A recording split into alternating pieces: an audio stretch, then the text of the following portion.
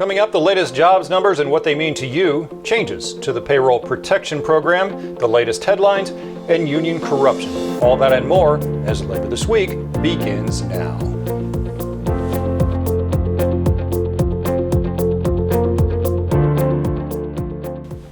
Hello, I'm Mark Harrison. You know we're living in unnatural times when 1.2 million unemployment claims for a week are referred to as only 1.2 million. Indeed, the bleeding in the jobs market has slowed, but it has by no means stopped. In fact, we could continue to see record claims for weeks or even months to come. But what to make of the supposed rebound in the jobs report, and how can these two numbers be so at odds with each other? Well, we were asking the same question, and here's what we can report.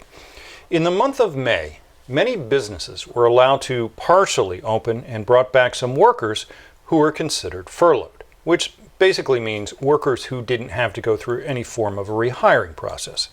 Many also went back to firms that were taking advantage of the Payroll Protection Act that allowed workers to continue to receive pay, but who weren't actually working. That means for many of the workers who went back to work in May, they simply returned to the work they had previously been being paid not to do. Most were in the restaurant and bar and other hospitality industries. The unemployment insurance claims continue to rise because more and more people are finding themselves without income from jobs they previously held before the COVID financial meltdown. So, while temporarily laid off workers were called back, the number of people who permanently lost jobs continued to rise. And what remains to be answered is if the unemployment number will once again climb as we look at the June report at the end of this month. Also of note, the number of workers working part-time who previously worked full-time remained virtually unchanged. And don't lose sight of the fact that even at 13.3%, we are still light years away from normal at this point. We'll be right back. Remember to visit us at thelabornetwork.com and to follow us on all your favorite social media sites, including Facebook, Twitter, TikTok, YouTube, Instagram, and Stitcher.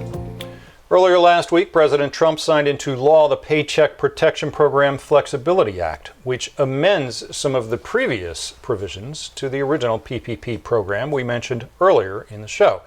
The PPP will now allow maturity of the loans to extend to 5 years versus the original 2 years, which will help small businesses lower payments in some cases. On the downside to employees, the loan now has some built-in flexibility to allow businesses to use far more than the original 25% of the loan for non-payroll expenses. Most importantly, though, for workers, the loan forgiveness for payroll expenses has now been extended through the end of this year.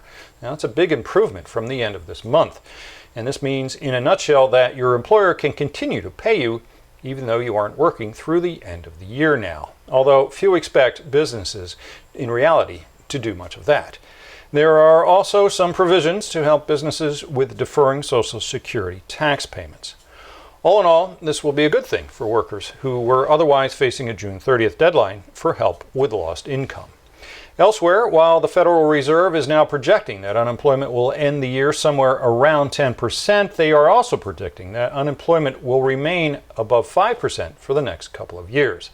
Treasury Secretary Steven Mnuchin, in fact, told Congress last week that he believes more stimulus will be needed by certain industries who have been hit the hardest by the COVID pandemic, and that stimulus should focus on getting workers rehired. I'll be right back with some of the headlines making news.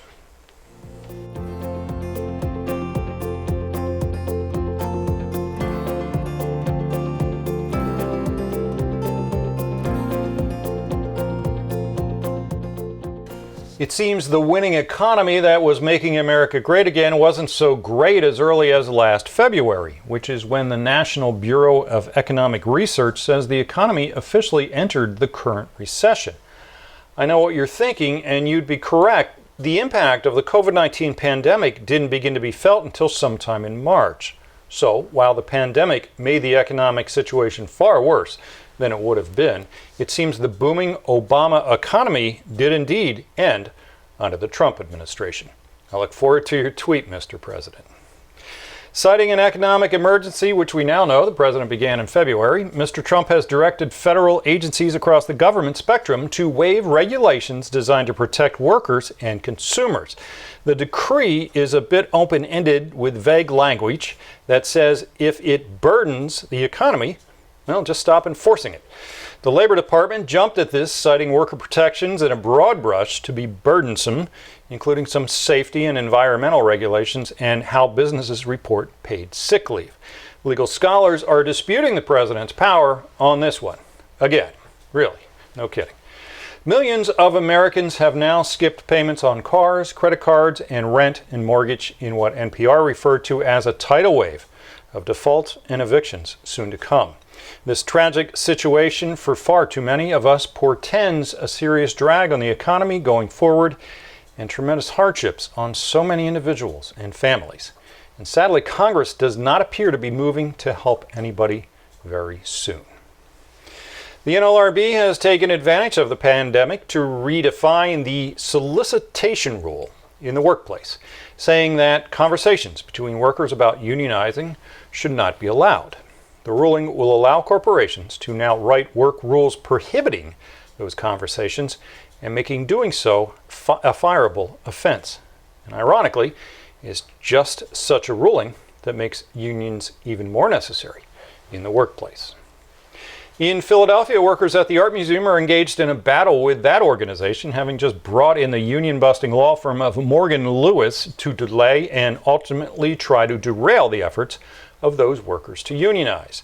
The workers filed with the NLRB for a representation on May 22nd, and the museum wrote that it had hired the firm to help guide them through the process. Is that right? The law firm website says it helps businesses avoid union penetration. Up next for the museum workers, here it comes, get ready for it.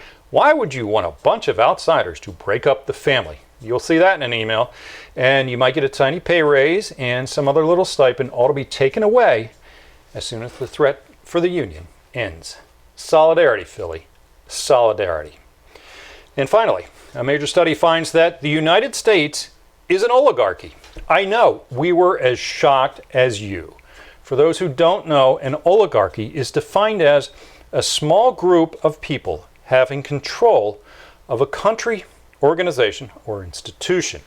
The study, which was conducted by Princeton and Northwestern universities, said the U.S. government does not represent the interests of the majority of the country's citizens, but is instead ruled by those of the rich and powerful.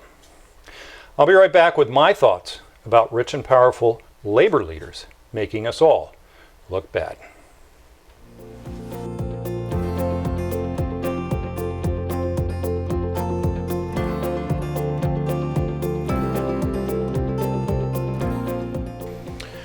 Gary Jones, the former president of the United Auto Workers Union, recently pleaded guilty to embezzling more than $1 million in UAW funds for vacations, clothing, booze, nights out, and more.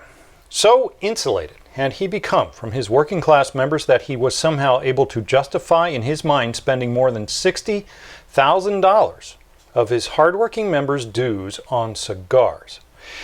In fact, the UAW is involved in an ongoing federal-level investigation into misappropriation of funds that well precedes Mr. Jones's tenure as president. An investigation that could very possibly lead to a federal takeover of that union, which represents 400,000 workers. Meanwhile, we are now seeing a rash of headlines in the news about George Floyd's murderer, Officer Derek Chauvin, being able to receive his pension even after his homicidal act, something by way of fact that is allowed under current Minnesota law. And many more stories about the unions representing various police departments across the country tacitly, or in some cases not so tacitly, approving of racist acts. One of the greatest missions of journalism is to call those into power to speak to their actions. The reason for that is because if those in power aren't kept in check by someone constantly looking over their shoulder, the atmosphere for abuse of power quickly grows. The taxpayers deserve to know what their elected leaders are up to, and so do dues-paying union members. Unions do great work for most people. There are wonderful bright spots in union leadership today that point to that. Mary Kay Hendry, president of the SEIU. Sarah Nelson, president of AFW-CWA, the Flight Attendants Union. Randy Weingarten, president of the American Federation of Teachers. The list goes on and is populated with hardworking and selfless folks who work tirelessly for their hardworking members. There's no doubt about that. Being represented by a union in this country is of tremendous benefit to groups of workers when they speak with collective voices on behalf of their members. Even Gary Jones can take credit for the last round of negotiations with the auto manufacturers last fall going fairly well and seeing most members of the UAW benefiting from his leadership. Yet, none of that should allow him to abuse his power for self-gain. What separates union leaders like Mr. Jones and several of the police unions from their management counterparts on the other side of the table if they allow themselves to be overtaken by greed? And how do you suppose this all plays out for the Fox News and the right-wing Koch brother-funded anti-union groups? This is fodder for their arguments that unions are no longer relevant, that they're corrupt, that they're greedy. We must hold our leaders more accountable for their actions. Indeed, the police unions must become part of the solution and become actively engaged with the problem that now faces our America. To do so is to say that unions can be part of the solution. To do so is to say that our union is a democratic voice that works for the good of all of society. We don't just take care of our own, we improve the world around us. The challenge standing before these police unions presents an opportunity for the entire labor movement to shine, to lead boldly. We have the opportunity to turn a corner in America right now in so many ways. It is time for our leaders to step up, to act boldly, to condemn where necessary, and to change where required. I'm Mark Harrison, and I'll see you next week on Labor This Week.